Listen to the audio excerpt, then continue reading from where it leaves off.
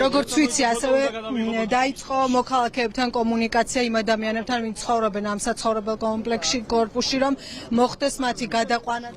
კი ბატონო, სამწუხაროდ დადასტურდა მეორე გარდაცვალებაც, უზიარებთ გარდაცვალებულის ოჯახს.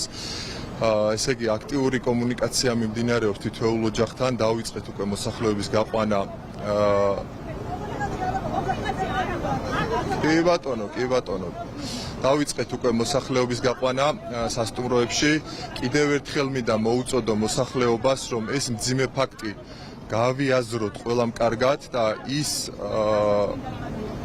რასაც მერიას თავაზობს და მუნიციპალიტეტის თავაზობს მოსახლეობას მაქსიმალურად დავთანხმდეთ ამ ყველაფერს. როდესაც ავარიული არის შენობა ნაგებობა და როდესაც საქმე ეხება ადამიანის სიცოცხლეს, ყველა კიდევ უფრო მეტი პასუხისმგებლობით მიუდგეთ ამ ყველაფერს, მით უმეტეს იმ ფონზე, როდესაც დედაქალაქის მერია ყველას თავაზობთ ყოველგვარი დანახარჯის გარეშე.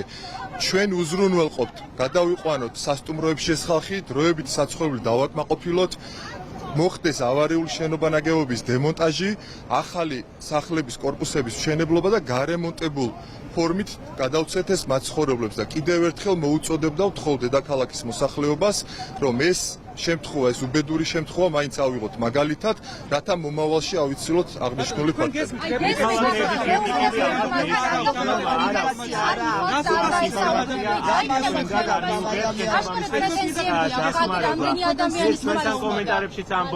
თქვენ ხა რომელი გირჩევნიათ, გქონდეს მოსახლეობასთან კომუნიკაცია თუ არ გქონდეს? აი ეხლა შემობძანდით, ეხლა ერთი წამი დამაცადე რა, პასუხი გავცე რა, სხვაებიც მეკითხებიან და პასუხობ დამაცადე. როდესაც საგამოძიებო მოქმედებები დასრულდება, ხვალ დილითვე, ვინც დაინტერესებული პირები იქნებით, ყველა შეგვიძლია შემოგატაროთ სასტუმროებში და განახოთ ის ოჯახები, ვინც გასულები იქნებიან. კიდევ ერთხელ გეუბნებით. ყველა მოსახლე, აი ხა ერთი წუთი დამაცადე, არ მაკითხავს მისმევ და პასუხს არ მაცდი და მაგითო. ეხლა ნუ აქტიურობ, პასუხი არ გაინტერესებს.